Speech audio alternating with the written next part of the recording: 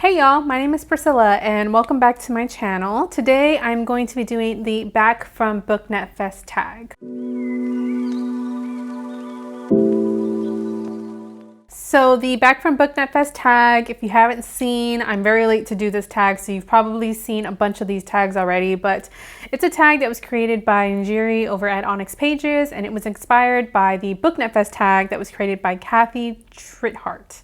Did I pronounce your name right? Maybe. But I am very late to doing this, so I'm going to try and keep this relevant by also shouting out a bunch of creators because I have been watching other people do this tag, and of course, I met a lot of people at BookNetFest, so I'm going to try and shout out as many people as possible. This is a pretty simple tag, so let's just go ahead and jump into the questions. So question number 1 is explain your BNF experience in one word. My one word is definitely validating, and I saw that this was also Brody's word, who is a booktuber over at the channel @2Brody. And I didn't meet them at BookNetFest, but I have been following them. I just subscribed to them, and you should definitely subscribe to them too. Question number 2 is what was your favorite session and why? And I think that this year my favorite sessions were actually the workshops. This was my first year actually attending workshops, signing up for them and going to them. I didn't go to them last year, and I really enjoyed them. I really like that they're smaller group settings, that they're very intimate, that they're very casual as opposed to the panel and audience kind of interactions. And I like that I got to take stuff home with me from BNF. So the 2 workshops that I attended, the first was Defacing, the book defacing workshop held by Olivia over at I Levy for Books. She is revolutionary. Like the artwork that she puts together for her books, the way that she films them and has created this very accepting environment for defacing books is just amazing. I am so in awe with the work that she does, and she brought some examples that were amazing. But yeah, I really liked that workshop because it just gave me the confidence to actually deface my books that I don't think I would have gotten on my own. And we only had time to actually spray edges of our books. I brought Difficult Women by Roxane Gay, and my edges are silver. And I think that you can see that pretty well. I actually had to like go over mine a couple times because I have deckled edges, but it actually came out pretty dang good. Like I'm actually really impressed with this. And Olivia also talked about the mandalas that she does for the actual hardcover, which I still haven't done yet. I have an idea of what I want to do. I kind of want to do like a heart design, like a geometric heart design, and she gave us some samples to practice. So I really like that because you get to take stuff home from the workshops and you really get to engage with the people that are running the workshops. So yeah, highly recommend Olivia. And the next workshop that I really enjoyed was the Vlog Like a Filmmaker workshop, which was held by Thomas over at SFF 180. Thomas is a trailblazer in the science fiction fantasy realm of booktube. He does so many intelligent, thoughtful, nuanced book reviews, and apparently he has a background in filmmaking as well. And I really enjoyed his workshop because it just gave me a lot of the language and the methodology and the theory behind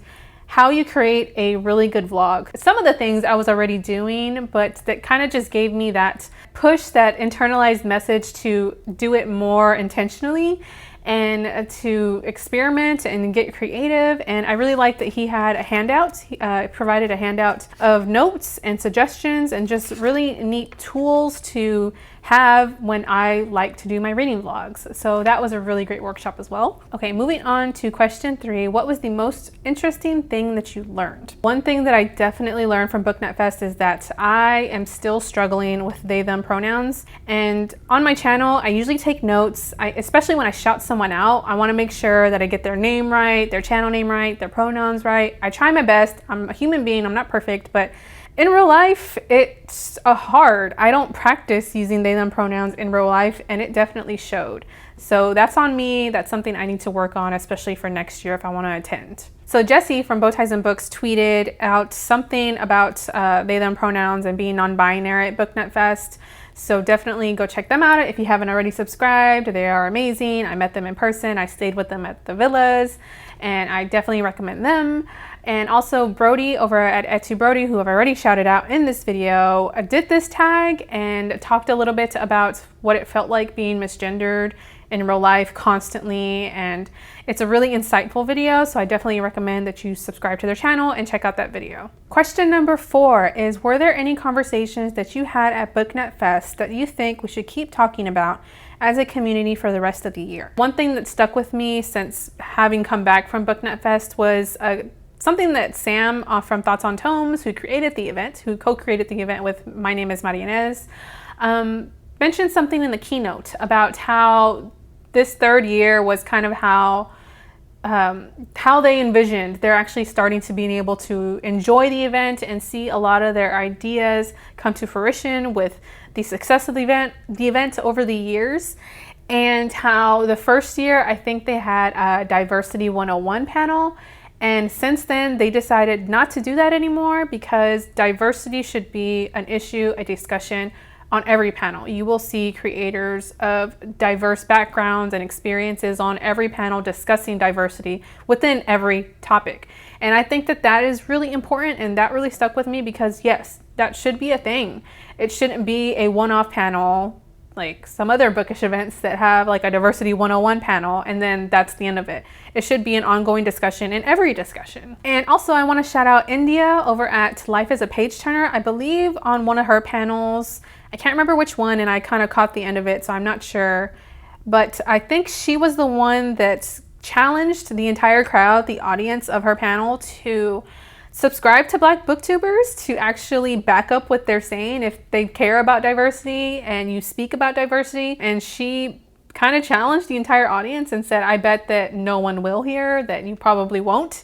And I was like, damn, yep, she went there, and yeah, it's true. So I think that that's a discussion that needs to be continued to have as well. If you're going to talk about diversity and you're going to say that diversity is important to you, make sure that you're actually supporting diverse creators. Question number 5 is, what was your most memorable moment? And it doesn't have to just be one. So I think that prom was really fun. That was a huge hit, and I didn't expect to have as much fun at prom as I did. And that's a me thing because I tend to not dance all night long. I get really self-conscious, especially around people that I don't know. And it was a lot of fun. Like, prom was so great. And I know that Blue over at Luxurious Blue mentioned when Jumping came on, he was like hype. And I lost my shit when Jumping came on. So yeah, prom was great. The photo booth was a hit. Everything about prom was so memorable and so much fun. Question number 6 is, in what way does BookNetFest add value to the bookish community? I think BookNetFest adds the most value in the ability for organic relationships and networking to take place.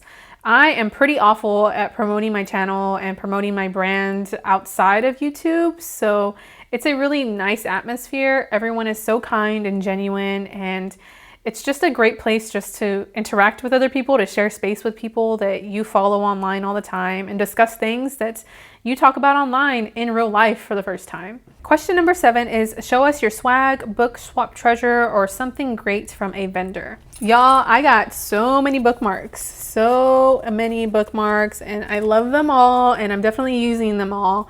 I don't have them all with me because some of them are actually in my books, so bookmarks. I also got the iconic BookTube pin from Kate, from Chapter Kate, who is so kind, and these are so well made. So yeah, that was really great to get, of course. My good friend Jocelyn over at Yogi with a Book also passed on her arc of Mooncakes, which is a graphic novel that I've heard a lot about. It comes out in October, and I haven't actually read it yet, but I'm super excited to read this. Oh, and also Najiri, the creator of this tag, Onyx Pages, she provided me some really cool dolphin paper clips. They're like bookmarks, so thank you for those. Those are super cute. I'm excited to use these. Question number 8 is, shout out a few content creators who inspired you at BookNetFest.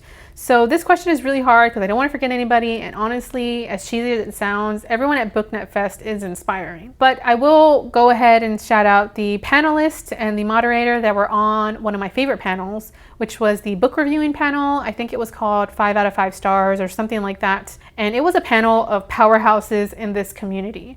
It was moderated by Kathy Trehart, who is the creator of the BookNetFest tag.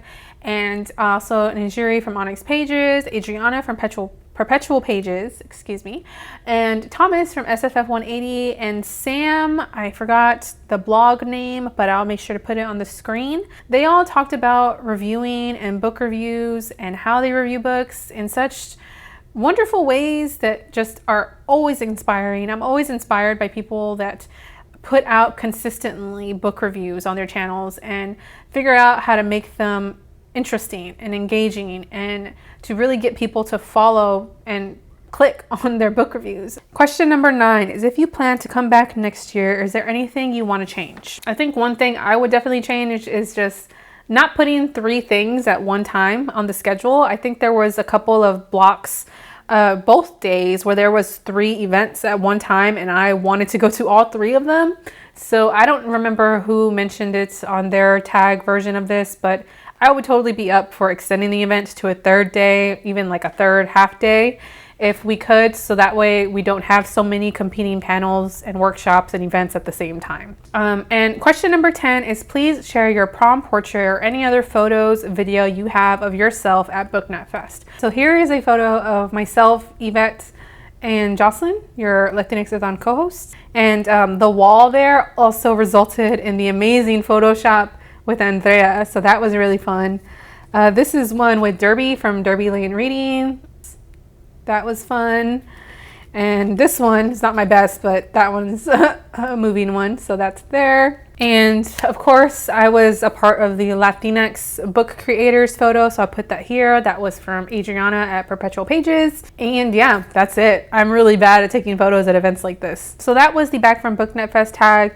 I had a lot of fun at BookNetFest. I do plan on going next year. I actually feel like this is a event that I will probably go to every year. As long as there's an event, I will try my hardest to go to because it just really means a lot to me. And I really encourage you to do the same. If you're thinking about going to BookNetFest, try to go. The dates for next year haven't been released yet, but as soon as they are, make plans if you can and try to go because it's a really, really rewarding experience. But that is all I have for this video today. So thank you so much for watching and I hope to catch you in the next video. Bye.